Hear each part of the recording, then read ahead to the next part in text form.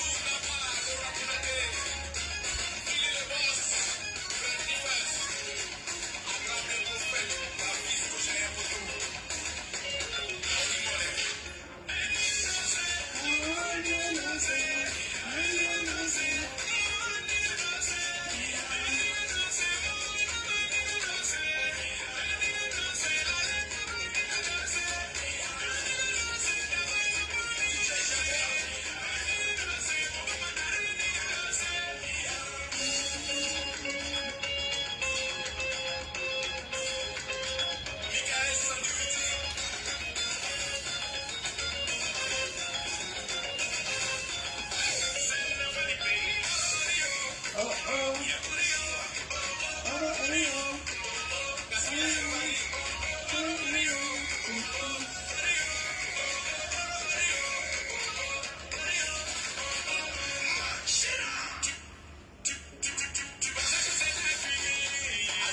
comment on danse ça?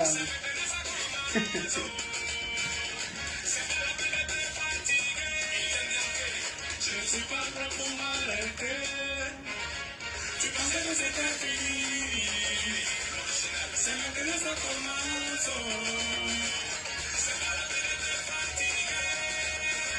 Je ne suis pas prêt pour s'arrêter. Oh, oh, oh, oh, oh.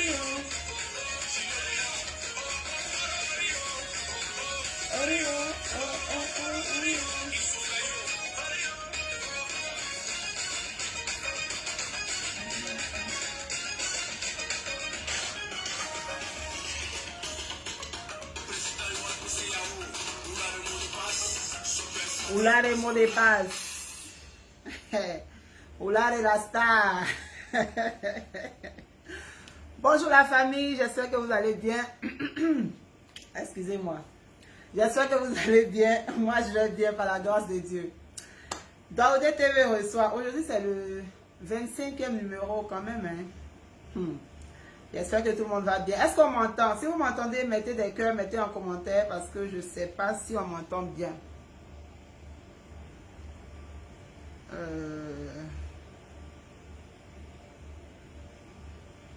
Est-ce qu'on m'entend bien? Qui est là qui peut mettre en commentaire si on m'entend? Donc, avant tout propos, je tiens à faire un grand coucou à la team Daoudé TV avec à sa tête le président Parfait Baron et toujours El Producteur Pichichi Lacoste. Petit policier, gros pistolet. Sans oublier mon PDG Maris Nanti, très très fort. Est-ce que vous m'entendez bien?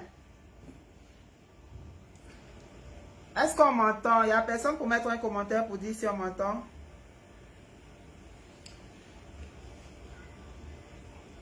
Est-ce que vous m'entendez bien? Donc, Daoudé TV reçoit aujourd'hui Oulare Karifa. Oulare, c'est le manager de la méga star Emilio le Chanceux. Oulare, oui, on m'entend. Ok, tant mieux. Donc, voilà, Oulare, c'est le manager de Emilio le Chanceux. Et donc, voilà, le thème du jour, c'est quelle est la différence entre manager, tourneur, booker, agent artistique, ropero, suiveur. Tout ça, on va développer ça aujourd'hui. Donc, Oulare, j'espère que tu as serré ta ceinture. Oui, président Ake. Oui, président Ake Olivier, sois salué depuis ta position. Mon président Gogoa, très fort. On a rendez-vous tout à l'heure, n'oublie pas. Merci. Donc, Oulare, si tu m'entends, tu peux envoyer la demande de participation. On va y aller parce que tu es très pris en ce moment.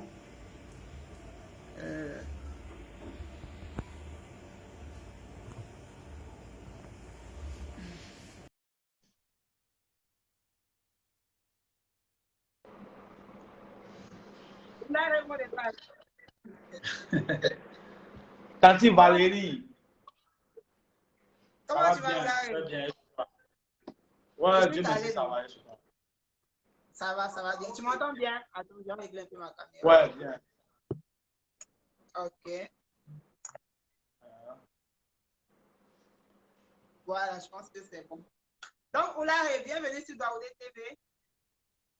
Merci pour l'invitation et c'est un plaisir, c'est un honneur. C'est vrai que je ne suis pas beaucoup habitué à être devant la caméra, mais ça. Comment va ton artiste? Mon amour, Emilio le chanteur. Ouais, il va, Dieu merci, il va super bien. On est en plein boulot. Il est où? Il est à Abidjan, et... non, je pense. Bon, il est entre Abidjan et Ouara actuellement. Mais je pense qu'il sera à Abidjan bientôt. D'accord. Donc, il faut nous parler un peu de lui. Comme il n'est pas en ligne, actuellement, il est occupé. On a le Brésil. Il faut nous parler un peu de lui. L'artiste qui a le Brésil, ça va quoi? On va le critiquer un peu. On va le critiquer un peu. C'est direct, hein? Il va venir voir ça après. Donc, il faut dire ce qui n'est pas grave, là, ce qui n'est pas dangereux. Là. Non, rien n'est dangereux sur lui. Rien n'est dangereux sur lui. C'est le fils du pays, tu connais. Toi-même, tu l'as dit, hein? La méga star. C'est un peu. Actuellement, on est en train de préparer un nouveau truc qui sort vendredi. Donc, c'est son taf actuel. Oui, oui, effectivement, au Rio, la danse de la forêt. En tout cas, c'est dansant, c'est intéressant. Donc, on va aller dans la forêt pour danser ça, quoi. Ouais, dans la forêt, on commence dans la forêt et puis on termine en ville. D'accord. Mais quand je dis il faut nous parler un peu de lui, là, quel genre d'artiste il est? Comment il te fatigue? Comment toi aussi tu le fatigues? Il faut nous expliquer un peu en 2 minutes vite fait. Bah, il est comme tout artiste, hein. Il est comme tout artiste. Il a son côté humain, il a son côté capricieux. C'est ce qui fait la sauce. Mais au fond, c'est quelqu'un de vraiment humain, de vraiment bien, voilà, qui a la main sur le cœur. C'est pas parce que c'est mon artiste que je le dis, mais je pense que les témoignages sont légion. Tu vois. Quand il y a vraiment une situation à laquelle la team est confrontée, son manager est confronté, en tout cas, quelqu'un qui l'approche, tant qu'il peut, voilà, il le fait. Il n'est pas vraiment truc, quoi. C'est vraiment, il est bien. En gros, c'est quelqu'un de bien. Chaque homme a ses qualités, ses défauts. C'est vrai qu'il a ses défauts, voilà. Mais bon, les bons côtés priment toujours sur les défauts. C'est toi qui a parlé de défauts. On parle de tes défauts là. On veut savoir. Défaut. Il aime trop chanter. Mais ça, c'est son travail. Toujours, il est au studio. Souvent même, tu veux lui dire c'est bon. Il faut faire pause. Chante seulement. Tu vois, il aime beaucoup chanter. Il est aussi capricieux comme les autres artistes. Hein. Il est bon défaut. Souvent aussi, il est têtu. Mais ça va. C'est tout ça qui fait le mélange. Comme les autres artistes. Chaque artiste a son degré, a ses degrés de caprice. Pour toi, qu'est-ce qu'il a fait un jour? Toi-même, vraiment, ça t'a biché, mais comme c'est ton artiste, tu as pris ça comme ça. Si je me rappelle. Bon, quand je dis des caprices, c'est pas vraiment dans le boulot. Hein. Ça, c'est peut-être ce qui entoure le boulot. Souvent, tu lui dis, ça, là, faut pas faire, c'est pas bon, hein, faut pas faire. Devant toi, il va te dire, ouais, il va pas faire. Et puis après, ça va faire. Non, je ne dis pas qu'il ne cherche pas femme, mais il est presque marié. Comment tu peux me dire en direct que mon mari me trompe?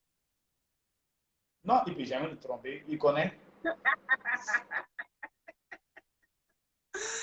Bon, c'est juste pour te taquiner. Hein. Donc, Oulare, le thème du jour, c'est quelle est la différence entre manager, agent artistique, tourneur, booker, et puis tout le reste, c'est-à-dire opéro, suiveur, attrapeur de sac, tout ça.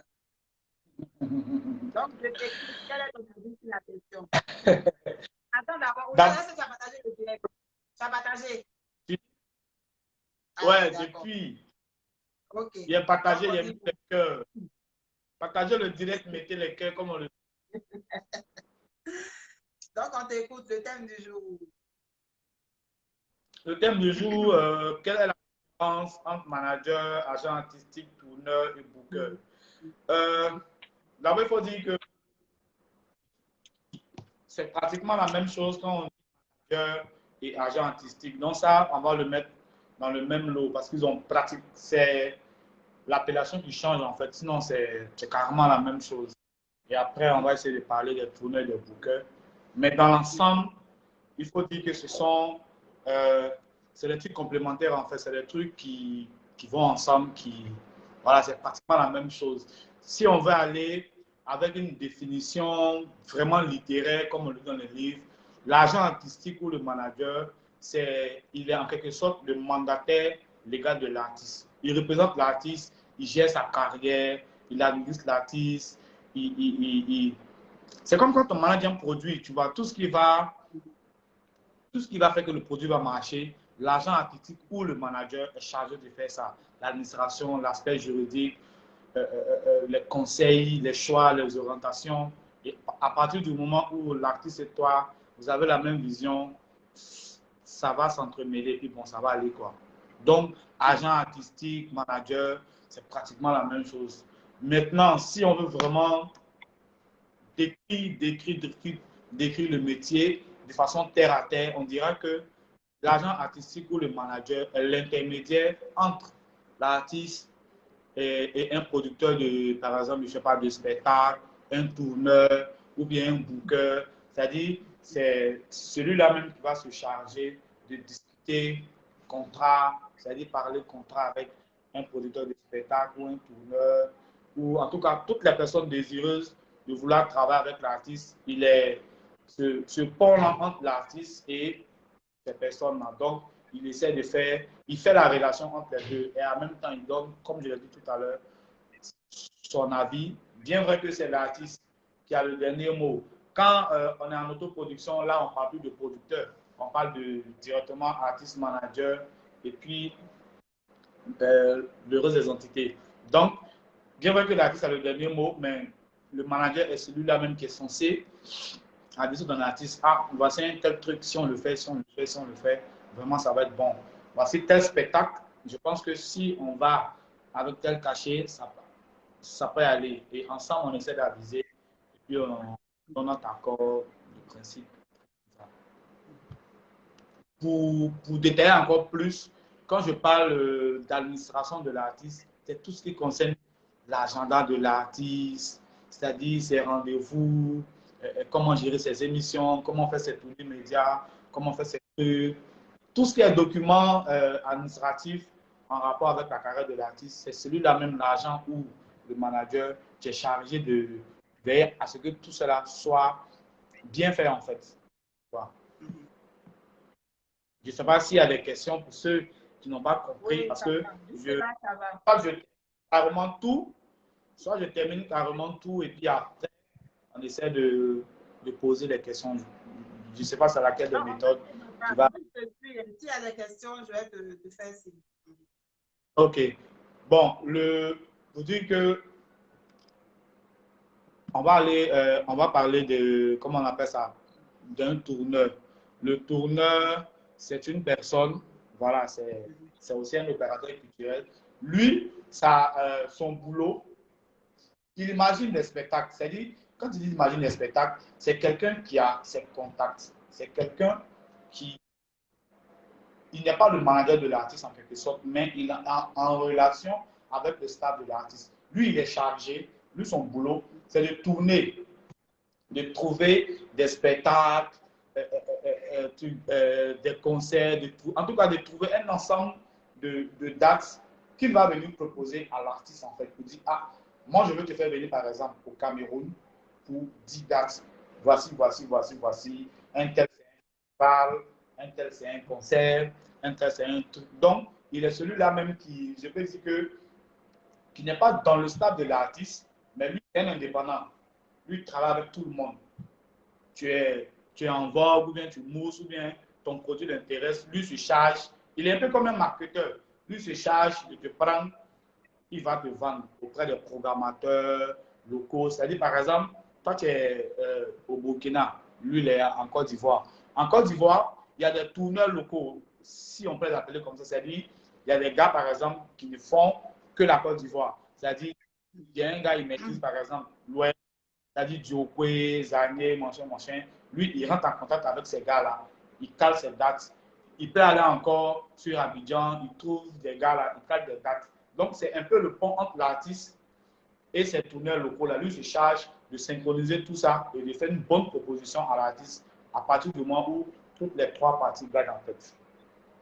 Ça, c'est ce qui concerne le tourneur. Le tourneur également, il peut être un producteur, c'est-à-dire de spectacle.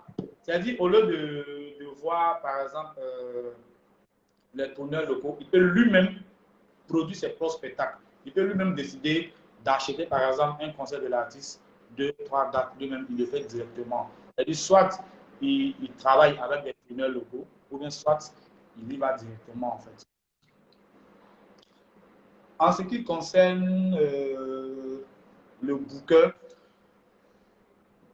le travail de booker n'est pas vraiment différent de ce que le tourneur fait. Mais le booker, sa particularité, on peut l'assimiler un peu à un agent artistique. Voici quelqu'un qui a son catalogue, il a plusieurs artistes dedans.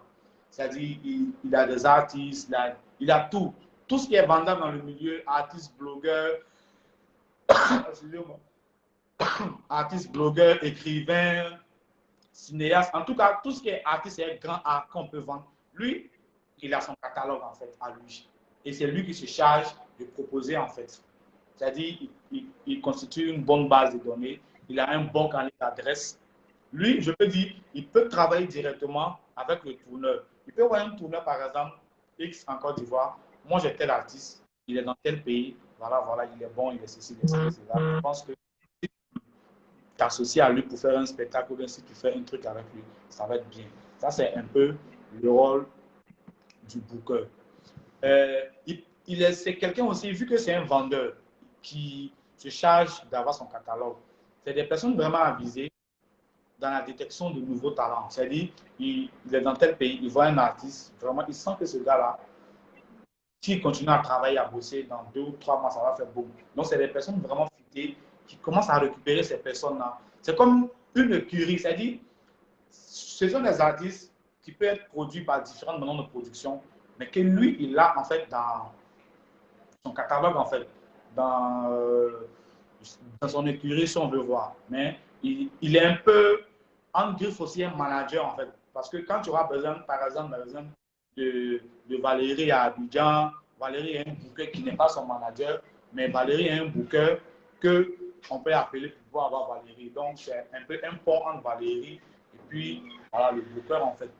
Ce qu'il faut noter de façon générale, c'est de dire que, tu vois, ces trois entités-là vont ensemble, ces trois entités-là s'entremêlent. C'est pratiquement le même travail qu'ils font, sauf qu'il y a des petites différences, en fait, à chaque niveau. C'est-à-dire, par exemple, le tourneur, il ne va pas se retrouver à planifier une tournée média d'un artiste dans X pays qui est en train de faire sortir un clip. Ça peut arriver, mais ce n'est pas vraiment son rôle premier. Lui, son rôle premier, c'est de trouver des dates à l'artiste là-bas. L'artiste a son manager et lui sera chargé, par exemple, de faire tout ce qui est à côté de l'artiste, administration, agenda, conseil, orientation, tout et tout et tout. Donc, en gros, ces trois boulots-là vont ensemble. Et c'est ce qui fait en fait un artiste, un bon artiste qui, comme on le dit en griffe, doit avoir tout ça dans son staff, même si ce n'est pas son staff, c'est pas le plus petit noyau, mais toutes ces entités-là doivent faire partie en fait de la vie artistique d'un artiste. Un peu ça. S'il y a des questions, tu as tellement bien détaillé que je n'ai pas de questions. Donc, ce qu'on va retenir, c'est que un manager, c'est un agent artistique. Un agent artistique, c'est voilà. Un manager.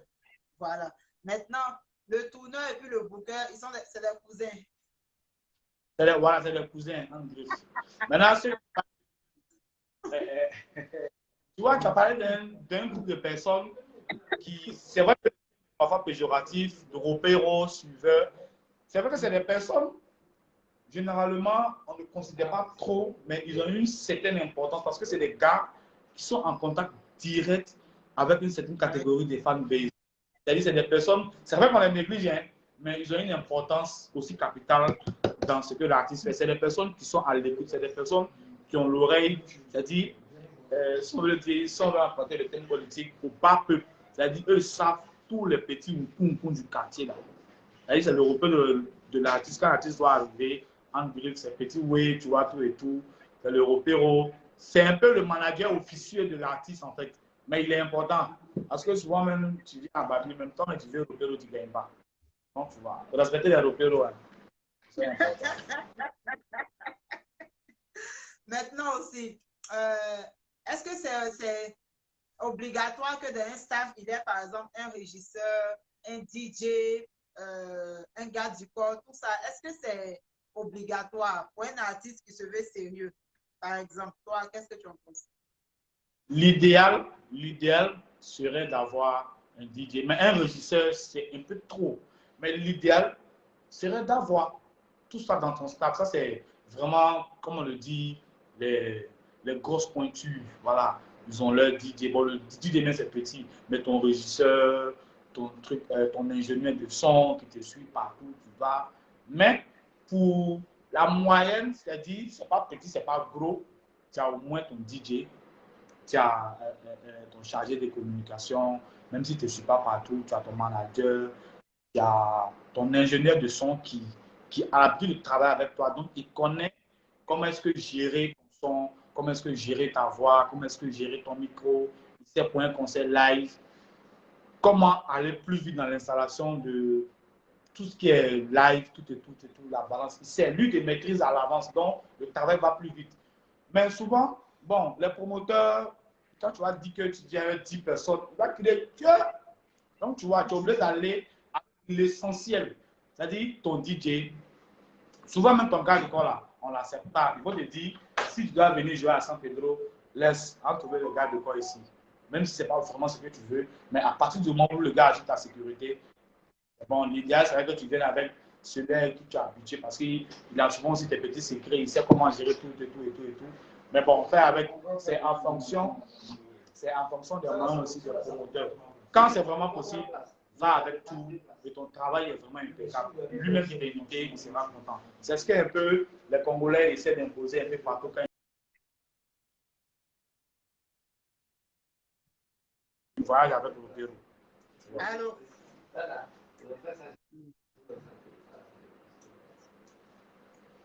C'est bon, non? Est-ce que les gens savent que Emilio était DJ? Ah, c'est un dangereux DJ. Hein.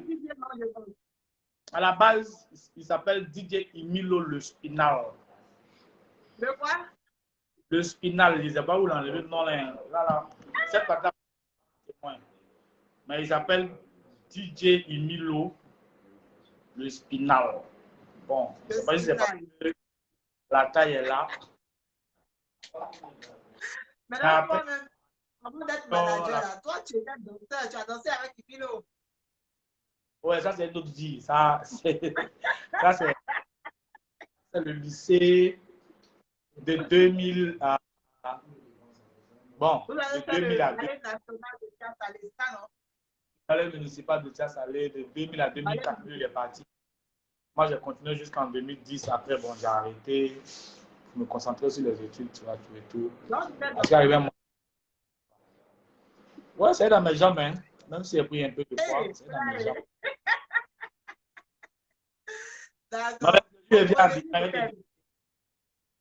pour revenir au thème, est-ce qu'un promoteur de spectacle, par exemple, qui veut contacter un artiste pour une prestation, qui n'a pas le contact de son manager ou agent artistique de son agent, qui appelle par exemple le tourneur, est-ce que le tourneur peut négocier directement avec le promoteur ou bien le tourneur doit remonter l'information au manager d'abord? Bon, le tourneur, à la base déjà, il connaît, c'est-à-dire il s'assure de la disponibilité de l'artiste, de tout ce qui est caché, tout et tout. À la base, il connaît ça déjà. Comme les gars travaillent ensemble, il connaît un peu les tarifs, les conditions, tout et tout. Donc, quand le promoteur vient vers lui, il commence déjà à discuter. c'est uniquement la date. Il va juste laisser peut-être demander à savoir, est-ce que vous êtes par exemple libre le 11 mai? Quand c'est libre déjà, lui, il connaît le reste. Si c'est à l'étranger, il connaît. Si c'est un live, il connaît les conditions, tout et tout. Donc, il discute en même temps avec le promoteur. Le promoteur qui est en griffe un booker local, c'est-à-dire, lui, un promoteur local, c'est en griffe. Donc, lui, il connaît déjà tout. Il discute avec lui et cale avec lui. Comme il sait que la date est disponible, il vient maintenant caler avec l'artiste. Parfois même, il y a des tourneurs, je ne sais pas si c'est déjà arrivé, qui vont te faire signer le contrat directement. Ils ont un contrat avec toi et ils ont un autre contrat avec le promoteur local. C'est comme ça.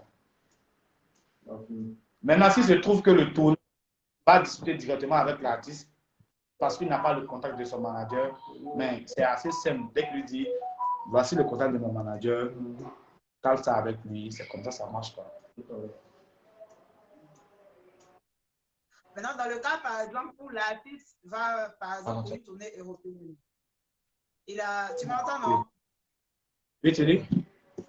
Dans le cas où l'artiste est en tournée européenne, son tourneur a déjà calé toutes les dates. Et le manager qui est resté sur place au pays, le manager qui n'a pas parti avec l'artiste, quelqu'un le sollicite pour une prestation là-bas. Est-ce que le manager peut discuter directement avec le promoteur ou bien il doit ramener le promoteur vers le tourneur? Dans ce cas de figure, c'est pourquoi tout à l'heure j'ai dit ces trois boulots-là sont pratiquement complémentaires. Ça va presque ensemble. De façon exceptionnelle, si le manager est là sur place, le tourneur va se transformer, tu vois, un temps soit peu en manager, vu qu'il connaît déjà les conditions. Et c'est parce que le manager même n'est pas là. Au lieu de repartir en Afrique, revenir en Europe, faire une triangulation. Mais toujours est-il que le manager sera au courant de ce qui est en train de se passer, en fait. Donc, sur place, il peut jouer ce rôle de manager-là, déjà, quoi. De jouer sur place, même s'il rencontre. D'accord. Donc, un booker peut être en même temps le tourneur, en même temps le manager. Un tourneur, oui, si c'est à l'étranger. Non, je dis, Si le manager, c'est-à-dire, tu es manager, en tant que manager de Emilio Le Chanceux, est-ce que tu peux être en même temps son tourneur, son booker, tout à la fois? si tu as la capacité de faire tout ça, mais je pense pas que tu pourras faire tout ça, en fait. Si tu peux, si vraiment ton carnet d'adresse te permet de pouvoir gérer, être un tourneur, c'est-à-dire que tu as vraiment un vaste carnet d'adresse, c'est-à-dire que tu voyages beaucoup, tu pars dans d'autres pays, aller explorer d'autres opportunités de spectacles ou de production de concerts. Si ton temps te permet, que tes aptitudes te permettent, tu peux le faire. Mais je ne pense pas que, ça c'est un avis personnel, je ne pense pas que tu puisses vraiment être à 100% de tes capacités que quand tu délègues un peu certaines tâches, parce qu'à vouloir tout faire, est-ce qu'après tu ne seras pas surchargé? L'idéal serait que chacun soit dans son compartiment, on fait le travail et quand c'est comme ça, le résultat est encore plus bon. Sinon, ils peuvent le faire, vu que ce n'est pas vraiment des boulots qui sont vraiment diamétralement opposés, c'est des boulots qui sont pratiquement pareils, quoi. C'est juste les spécificités qui changent. Ok. D'accord, je pense que c'est clair. Donc, Oulare, toi, en tant que manager de Emilio Le Chanceux, je ne parle pas de quand tu es devenu manager général, hein, quand tu étais encore son ropero là, ou bien son ami, ou bien son gars, quand tu étais encore son ropero, ton premier cachet que tu as négocié pour lui, c'était combien? Bon, dis si je me rappelle même. Parce qu'à la base, lui et moi, on est amis d'enfance depuis le ballet municipal. Donc, c'est pas vraiment opéro, c'est vraiment frais, tu vois. C'est dans ça qu'on était. Et vu que, tu vois, le truc était là, sauf que c'est pas mon boulot principal, je pense que c'était un showcase dans un bar à Abidjan. Je me souviens pas trop. Mais c'était pas vraiment un cachet. On était en période de promo. Tu vois, non, c'était juste le transport, tout et tout. Je pense que ce jour, on a pris 200 000, non, un truc comme ça. C'était un transport, c'est pas vraiment un cachet. Parce que voilà, mais à longtemps, ça remonte à 2015. Je te promets, ça remonte à 2015. Ouais, 2015, je crois. Autant d'état là-bas. Voilà, autant de. Non, c'était pratiquement autant de mots de passe même.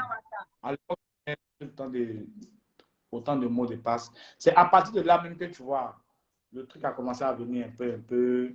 Souvent même, tu bailles coup, même, tu es assis quelque part là-bas, ou bien tu viens dormir en salle, pendant que tu as veillé dehors, c'est pas où tu as quitté, tout ça.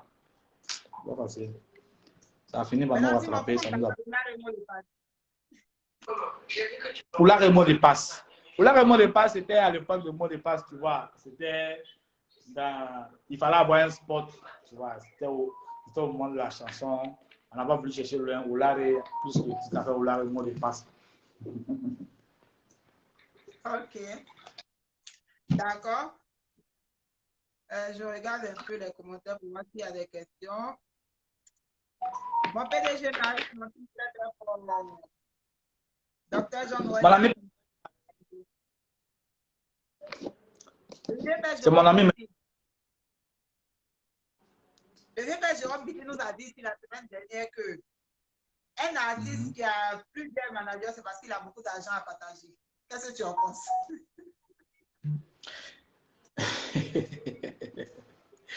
En fait, est-ce que il n'y a pas une confusion au niveau des thèmes?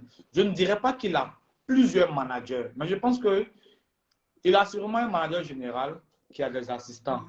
Parce que souvent aussi, quand tu es vraiment en vogue, tu vois, il y a beaucoup de choses qui arrivent en même temps. Je prends un exemple. Tu es en train de préparer un album.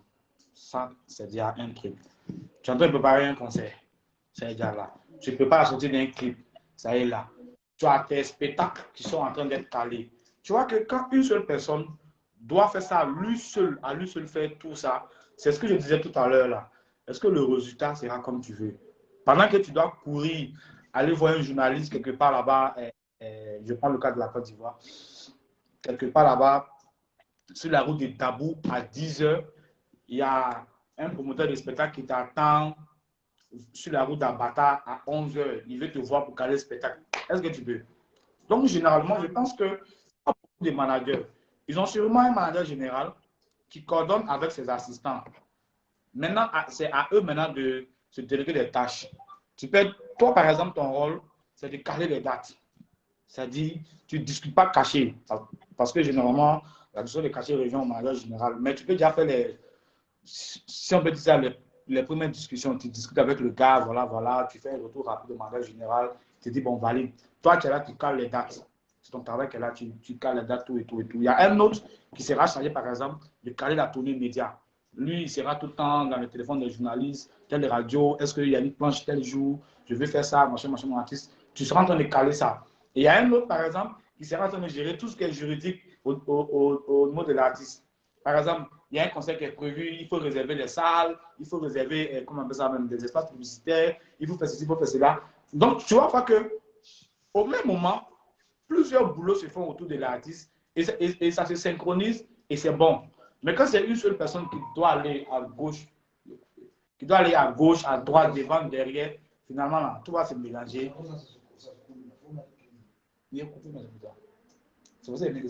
Donc, ça va se mélanger et puis bon, après, le résultat ne sera pas vraiment optimum, quoi. Sinon, il n'a pas beaucoup d'argent à partager. Il veut vraiment bien s'organiser. Donc, le promoteur des spectacles a souvent la sciencé. Donner bon cachet, on va avoir bon staff et puis produire bon résultat. Parce que généralement, la critique, elle est facile. C'est facile de se mettre sur Facebook. Non, un bon artiste là, il doit avoir un staff, il doit avoir un conseiller vestimentaire, il doit avoir un chargé de communication, il doit avoir, oui, c'est bon, c'est vrai. Tu vas le payer avec quoi? Avec cachet 200 000, 300 000 là. Donc, si un bon cachet, imagine, toi, ton showcase même, on te paye 5 millions, on te paye 10 millions. Hein, quoi le problème? Dans la semaine, tu as au moins 5 à 6 showcases. Mais tous ces gars-là, tu vas les prendre. Et tu vas voir que au niveau du résultat, tu seras toujours bien habillé, toujours bien vu. Ta communication sera limpide. Tout ce qui est. Vraiment, tout sera comme vous le voulez. Comme ils voient ailleurs, là, c'est joli. Là-bas, on donne l'argent, ils font tout ça. Maintenant, chez nous, ici, là, souvent même le manager, même là, il est multitâche. Les Valérie, là. Elles ont fait tout. Elles ont calé mission. Elles ont discuté, caché. Souvent même elles animent. Valérie, il y a tout. Et salut, Anissé. Toi, Anissé, même Oui, prendre le micro, il est là. oui. Il est en pleine animation. Son téléphone sonne. Oui, est-ce que vous êtes libre samedi? Attends, il te rappelle. Tu vas voir. C'est comme ça. C'est pas facile, mais on fait avec. On fait avec les moyens de bord. On s'adapte à ce qu'on a et on essaie de donner le meilleur résultat de nous. Ok. En tout cas, battez-vous pour donner toujours le mieux de vous. Je regarde encore s'il y a des questions. Pour le moment, il n'y a pas de questions. Donc, là, parle-nous un peu de tes projets. Tout à l'heure, tu as parlé du clip de la sortie publique. C'est vendredi, non, je pense. Ça sort ce vendredi. À côté de ça, quels sont tes projets personnels? Oui. Bon, moi, généralement, mes projets, quand je suis en préparation, je n'en parle pas parce que en Afrique, comme on le dit, c'est vrai que ce n'est pas les autres qui décident pour toi. Mais présentement, sur le tas, mon projet que je suis là-dessus, c'est comme je te dis, hein, la sortie du clip. Et nous sommes en train de vraiment de préparer les vacances. Parce qu'après un long moment d'absence, vraiment un long moment d'absence, on veut vraiment revenir. Et puis, bon, ça ne va plus s'arrêter, quoi. On sera, comme on le dit, on sera vraiment en tas. On sera vraiment en tas, on sera tout le temps parti. Il y a de gros événements à venir. Si Dieu le veut, si tout se passe bien, il y a de gros événements à venir. Après la tournée, dès que la tournée va s'arrêter au Burkina même surtout, il y a de gros événements à venir après le Burkina. On s'en va chez nous, notre deuxième pays, la Côte d'Ivoire. Voilà.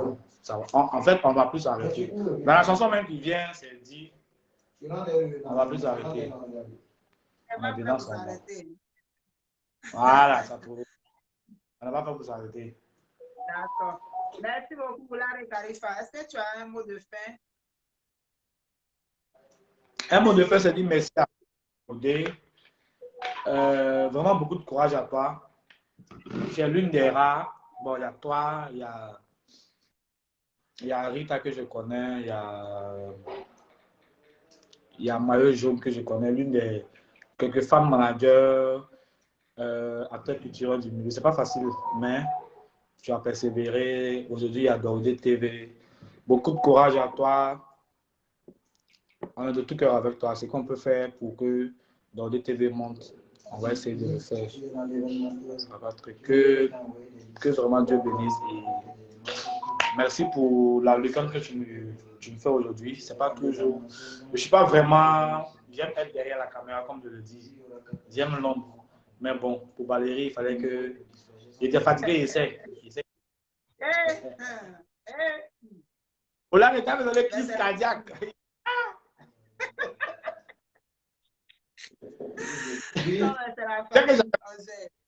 La note vocale là, hein. C'est aujourd'hui que j'ai écouté notre vocale là. C'est là que je t'ai envoyé un message en même temps. Je dis bonjour. En tout cas, merci beaucoup. Ça a été un plaisir aussi d'échanger avec toi. Et tu as tellement bien développé le thème. Tu vois que tu n'avais pas de questions. C'est juste. Pour quelqu'un qui n'a pas bossé, c'est quoi? Donc, merci beaucoup là. Et puis, on est ensemble. À très bientôt. Ensemble. Big up à toi. Donc voilà, donc TV recevait Oulare Karifa, manager général de l'artiste Impino Le Chanceux. Moi, je vous donne rendez-vous mercredi prochain pour un autre numéro de Dordé TV reçoit.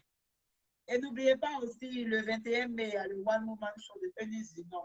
Allez prendre vos tickets, il reste plus beaucoup de tickets. C'est dans 10 jours seulement le spectacle. Donc, bye bye tout le monde et puis à mercredi prochain.